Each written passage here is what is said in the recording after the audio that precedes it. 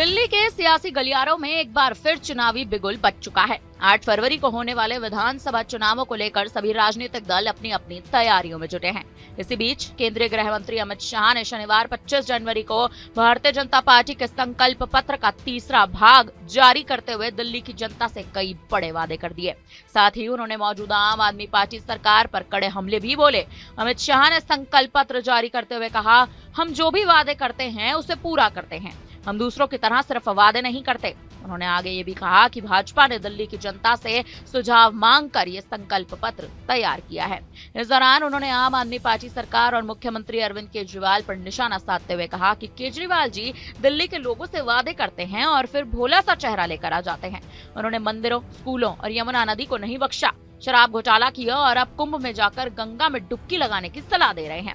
अमित शाह ने आप सरकार के मोहल्ला क्लिनिक पर भी सवाल उठाए। उन्होंने कहा कि अपने मोहल्ला क्लिनिक का झांसा देकर दिल्ली की जनता को आधुनिक अस्पताल नहीं दिए, कूड़े के पहाड़ और यमुना की स्थिति को लेकर भी कुछ नहीं किया। दिल्ली की जनता परेशान है और केजरीवाल सिर्फ बेल पर बाहर है।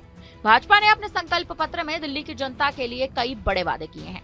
पहले भाग में पार्टी ने मौजूदा कल्याणकारी योजनाओं को जारी रखने का वादा किया। दूसरे भाग में भाजपा ने जरूरतमंद छात्रों के लिए फ्री स्कूल से लेकर पोस्ट ग्रेजुएट तक की मुफ्त शिक्षा, प्रवेश परीक्षाओं के लिए 15,000 रुपए की नकद सहायता और यात्रा खर्च की प्रतिपूर्ति का ऐलान कर दिया है। इसके अलावा अनुसूचित जाति के छात्रों को तकनीकी और पेशेवर पाठ्यक्रमों के लिए 1,000 रुपए की मासिक छात्रवृत्ति देने का भी वादा किया गया। बता दें कि इस बार दिल्ली विधानसभा चुनाव में आप, भाजपा और कांग्रेस के बीच त्रिकोणीय मुकाबला होने की संभावनाएं जताई जा रही हैं। भारतीय जनता पार्टी ने 70 में से 68 सीटों पर अपने उम्मीदवारों का ऐलान कर दिया है, जबकि 2 सीटें एनडीए सहयोगियों के लिए छोड़ी गई हैं। जनता दल यूनाइटेड बुराड़ी की सीट से शैलेंद्र कुमार को उतारने लगी है, जबकि लोक जनशक्ति पार्टी रामविलास पार्टी ने देवली की सीट से चुनाव लड़ने का फैसला कर लिया है।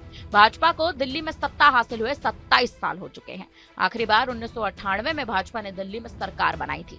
इसके बाद 1998 से 2013 तक कांग्रेस का ही शासन रहा और 2015 और 2020 में आम आदमी पार्टी ने ऐतिहासिक जीत हासिल की। 2020 के चुनाव में आम आदमी पार्टी ने 70 में से 62 सीटें जीतकर सत्ता में वापसी की थी। चुनाव प्रक्रिया तेजी से आगे बढ़ रही है। 17 जनवरी को नामांकन दाखिल करने की आखिरी तारीख थी, जबकि 18 जनवरी को नामांकन की जांच है।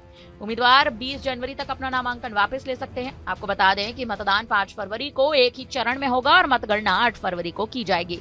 दिल्ली विधानसभा चुनाव 2023 न केवल सत्ता की लड़ाई है, बल्कि ये विकास, शिक्षा, स्वास्थ्य और रोजगार के मुद्दों पर भी केंद्रित है। भारतीय जनता पार्टी ने अपने संकल्प पत्र के जरिए दिल्ली की जनता को आश्वस्त करने की भी कोशिश की, जबकि आम आदमी पार्टी सरकार अपने काम के आधार पर वोट मांग रही है। कांग्रेस भी इस चुनाव में अपनी उपस्थिति दर्ज कराने को तैयार है। अब ये देखना दिलचस्प होगा कि दिल्ली की जनता आखिर किसे अपना नेता चुनेगी। फिलहाल इस पर आप क्या कहेंगे? आपकी क्या राय है? आप हमें अपनी राय कमेंट करके जरूर दें। तमाम बड़ी खबरों के लिए आप बने रहिए हमारे साथ, देखते रहिए न्यूज़ इंडिया।